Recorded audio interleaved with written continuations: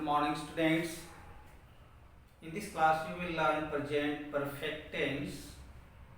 इस कक्षा में आप प्रेजेंट परफेक्ट टेंस का उपयोग कैसे किया जाता है, उसके नियम क्या है, पहचान क्या है, ये सब मैं आपको सिखाने वाला हूँ। देखिए, सबसे पहले हम देखते हैं कि प्रेजेंट परफेक्ट टेंस क्या है। प्रेजेंट मीन वर्तमान, परफेक्ट मीन पूर्ण काल, टेंस मीन काल। कि ये सबसे पहले हमें इस बात का जानना है कि प्रेजेंट परफेक्ट टेंस का मतलब वर्तमान पूर्ण काल, कि जिसमें कार्य पूरा हो जाता है, कंप्लीट हो जाता है, उसको हम प्रेजेंट परफेक्ट टेंस कहते हैं। जो वर्तमान में कार्य जब पूर्ण हो जाता है, तो इसकी पहचान क्या है। देखिए, जब भी हिंदी में लिखते हुए, बोलते हुए, पढ़ते हुए जब हम देखते हैं या सुनते हैं, तो हिंदी के जिस वाक्य के अंत में चुका है आ जाए, चुका है, चुके हैं, चुकी हैं, चुका हूं, चुकी हूं, और लिया है, यानी कि कर लिया है, कार्य कर लिया है, खाना खा लिया है।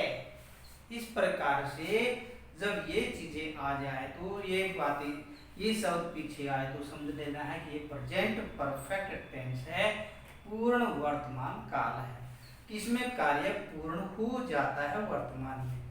अब देखते हैं इसके बाद नियम क्या है। इसके नियम क्या है कि साधारण वाक्यों में एक वचन सब्जेक्ट के साथ, सिंगुलर सब्जेक्ट के साथ HAS हैज का प्रयोग किया जाता है। हैज और वर्ब की थर्ड फॉर्म लगाई जाती है। यही है कि वर्ब की थर्ड फॉर्म लगेगी और हैज और हैव का प्रयोग होगा। एक वचन के साथ क्या बताया मैंने, हैज का प्रयोग किया जाता है और वर्ब की थर्ड फॉर्म लगाई जाती है। अब देखिए, यहाँ पर ये बात लिखी मैंने, साधारण वाक्यों में एक वचनकर्ता के साथ, एक वचनकर्ता के साथ HAS हैज का प्रयोग करेंगे और वर्ब की थर्ड फॉर्म लगाएंगे। अब देखते हैं, एक वचन सब्जेक्ट, एक वचनकर्ता, जमा हैज, जमा वर्ब की थर्ड फॉर्म और प्लस ऑब्जेक्ट। अब इसका एग्जांपल देखिए, यहाँ पर एग्जांपल में ही, सी, इट, मोहन, सीमा, कोई भी हो सकता है, एक वचन सब्जेक्ट। तो ये मैंने अलग अलग लिखे हैं स्लैश डालकर, ताकि ध्यान रहे कि ये भी एक वचन सब्जेक्ट है, ये भी एक वचन सब्जेक्ट है, ये भी एक वचन सब्जेक्ट है, ये भी मोहन स्लैश सीमा, ये भी सब एक वचन सब्जेक्ट है। इनके साथ क्या लगेगा, हैज लगेगा। Seema has, Mohan has, she has, he has, it has, has. फिर वर्ब की कौन सी फॉर्म बताइए, वर्ब की थर्ड फॉर्म।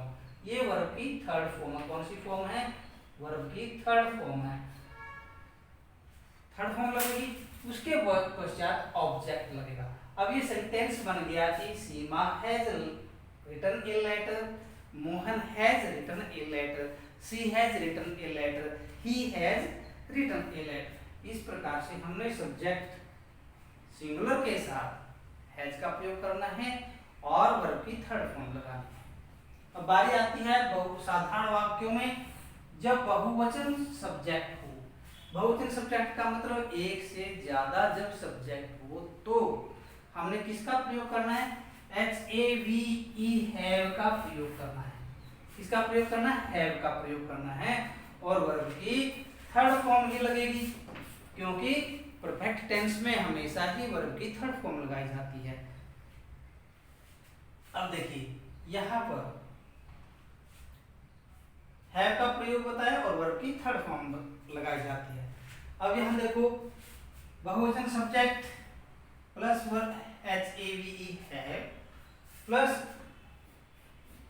वर्ब की थर्ड फॉर्म और प्लस ऑब्जेक्ट। अब इसका एग्जांपल देखिए, यू, वी, दे, आई, ये सब क्या है, ये सब प्लूरल सब्जेक्ट हैं।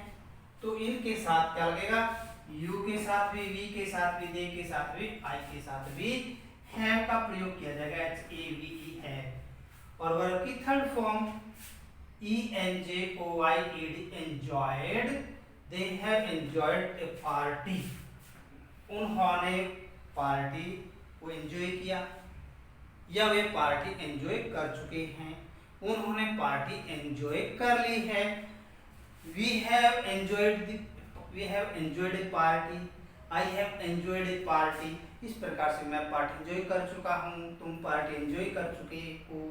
इस प्रकार से जब भी सब्जेक्ट प्लूरल है तो हैव का प्रयोग करेंगे, और यदि सब्जेक्ट सिंगुलर है तो हैज का प्रयोग करेंगे, और वर्ब की थर्ड फॉर्म लगाई जाएगी। ये कौन बात है, कौन सी फॉर्म लगती है, वर्ब की थर्ड फॉर्म लगाई जाती है। मैं यहाँ पर भी स्पष्ट रूप से लिख देता हूँ कि हमेशा ही परफेक्ट टेंस में वर्ब की थर्ड फॉर्म लगेगी।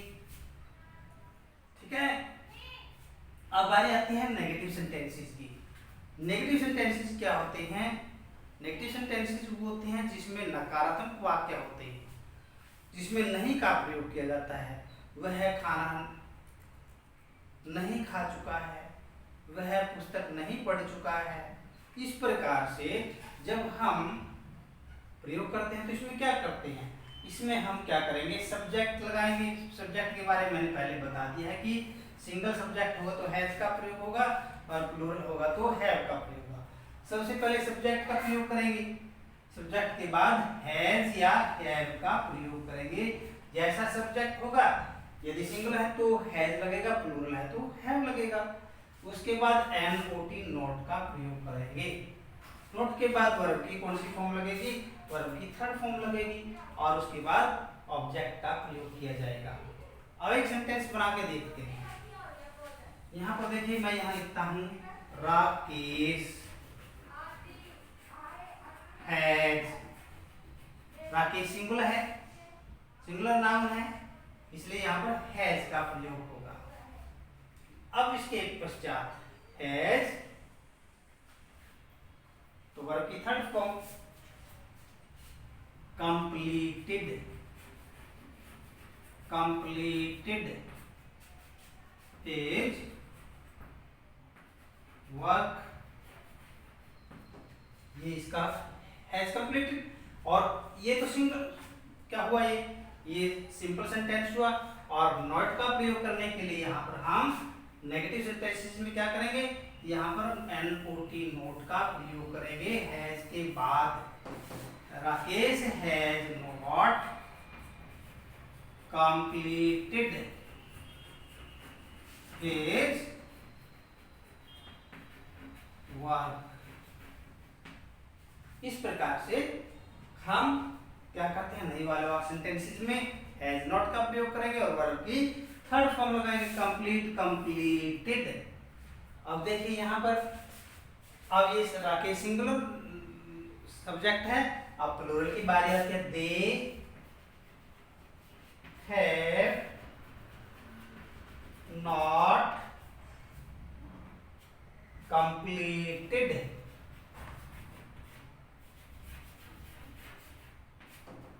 देयर, नॉट आए, there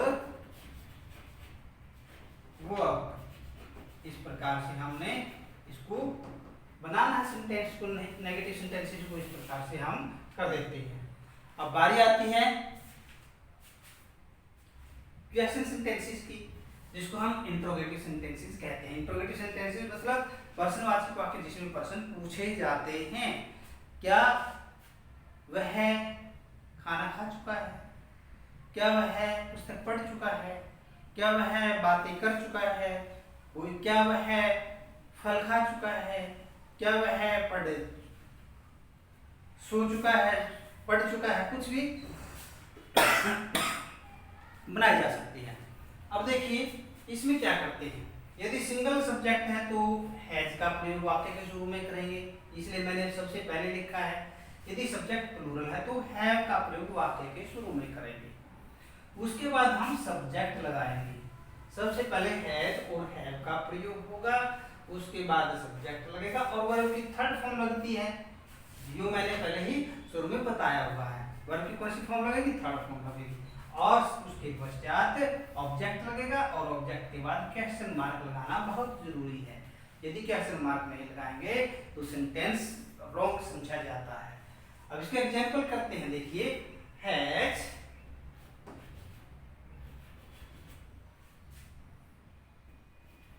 Mohan played a guitar और क्वेश्चन मार्क लास्ट में। हैज पहले आया क्योंकि मोहन सिंगुलर सब्जेक्ट है, वर्ब की थर्ड फॉर्म और फिर ऑब्जेक्ट और फिर लास्ट में क्वेश्चन मार्क। तो इस प्रकार से हमने ये करना। अब प्लूरल सेंटेंस का भी करते हैं। यही लिखता हूं, हैव we